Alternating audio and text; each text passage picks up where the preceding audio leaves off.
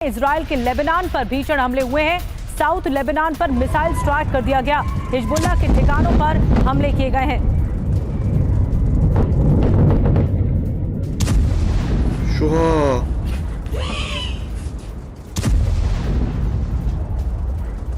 अल्लाहु अकबर।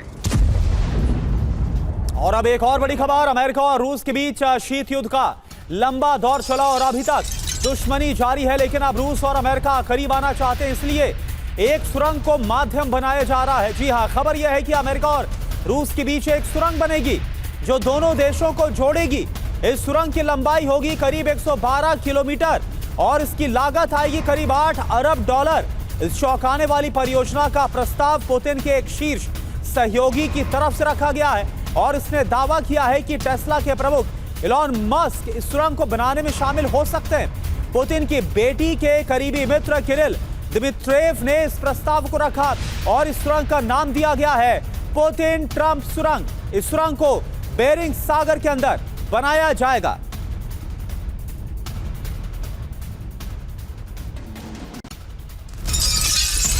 और आपको बता दें कि रूस अमेरिका के बीच समंदर में टनल का प्रस्ताव की जानकारी ट्रंप को भी थी। ज़ेलेंस्की से मुलाकात के दौरान ट्रंप ने इस बात का जिक्र भी किया। ट्रंप ने ज़ेलेंस्की से पूछा कि अगर रूस और अमेरिका के बीच सुरंग बनती है तो क्या आपको ये पसंद होगा। इस पर ज़ेलेंस्की ने कहा कि उनको ये आइडिया बिल्कुल भी पसंद नहीं है। सुनिए दोनों नेताओं के बीच का ये कॉन्वर्सेशन। तो आपने ज़ेलेंस्की के जो एक्सप्रेशन थे उससे समझ में आ गया होगा आपको कि किस तरह से उनकी असहमति दिखाई दी टनल बनाने को लेकर। लेकिन आखिर रूस अमेरिका के बीच प्रस्तावित टनल कैसी होगी, ग्राफिक्स के जरिए आइए समझने की कोशिश करते हैं कि ये टनल कैसी होगी जिसका प्रस्ताव ट्रंप खुद दे रहे हैं। देखिए ये पूरा रूट है जिसमें अलास्का आपको दिख रहा है और चुकोटका जो कि रूस का आपको दिख रहा है। ये बेरिंग स्ट्रेट है, 112 किलोमीटर लंबा ये बेरिंग स्ट्रेट है और आप देख रहे हैं ये अमेरिका का अलास्का और वहीं इसकी लागत 8 बिलियन डॉलर मतलब 800 करोड़ डॉलर तक आएगी।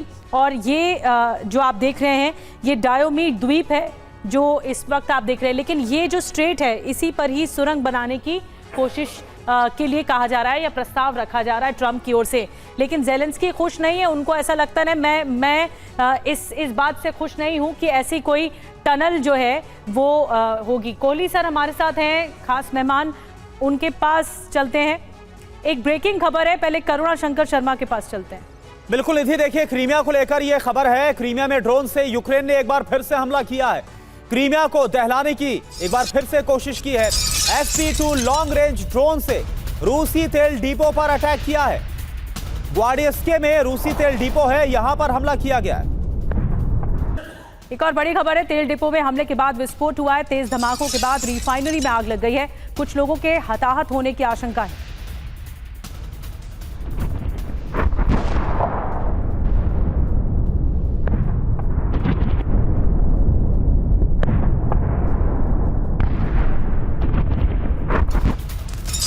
और देखिए वहीं रूस के स्टालिट मख में एक बड़ा धमाका हुआ है। ये बड़ी खबर, अफनागार्ड केमिकल प्लांट में ये धमाका। और ये देखिए ये धमाका कितना भीषण, इसकी तस्वीरें जो सामने आई हैं। प्लांट में बनते हैं मिसाइलों के कलपुर्जे, कुछ लोगों के मरने की भी आशंका है।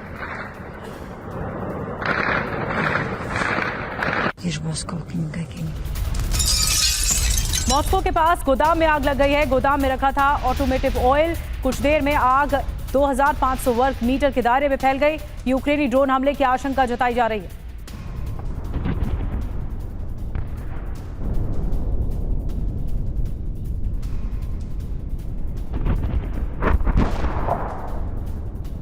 तस्वीरें आप देख रहे हैं किस तरह से पूरा गोदाम जलकर खाक हो गया। 2500 वर्ग मीटर के दायरे में ये फैला हुआ था और ऑटोमेटिव ऑयल का ये गोदाम था जहां पर आग लग गई।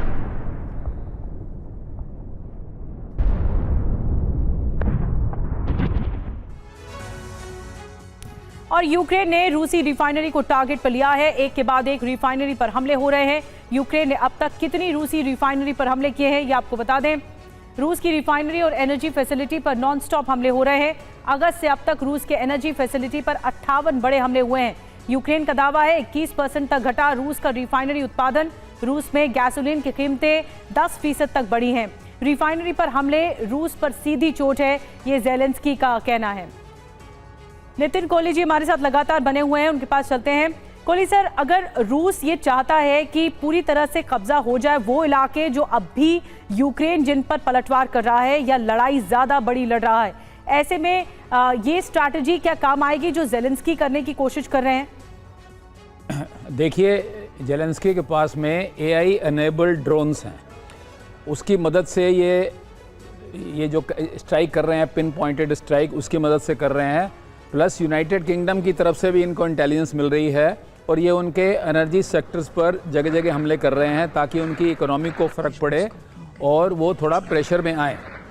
देखिए, जेलेंस्की के लिए और जितनी सपोर्ट इनको मिल रही है, 3.5 साल हो गए हैं, दे मस्ट हैव रियलाइज, इन्होंने ज़रूर ये इनको मालूम चल गया होगा कि रशिया से इस तरह जीतना बड़ा मुश्किल है। रशिया ने अपने अभी पूरे कार्ड्स खोले नहीं हैं, उनके पास बतेरे लॉन्ग रेंज मिसाइल्स भी हैं, AI ड्रोन्स उनके पास में भी है, जबकि वो इनके एनर्जी सेक्टर पर हमला कर रहा है। और यूक्रेन इस समय अपना इंटरनली भी अंडर बड़ा प्रेशर में है।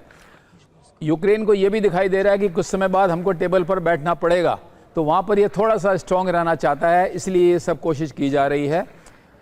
इसको जेलेंस्की कोशिश कर रहे हैं कि जितना देर ये वॉर चल जाए तब तक वो खुद गद्दी पर बने हुए हैं, क्योंकि उसके बाद उनको भी वहाँ से हटना पड़ेगा, बिकॉज वो डेमोक्रेटिक इलेक्टेड नहीं है।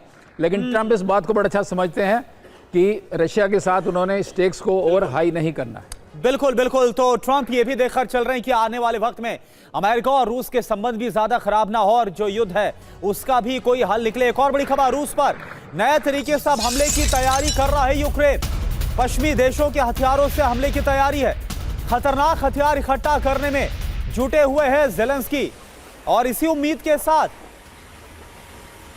के साथ तो जेलेंस्की अमेरिका पहुंचे ताकि टॉमहॉक मिसाइल मिल जाए, जो कि बहुत ही शक्तिशाली और गेम चेंजर साबित हो सकती थी।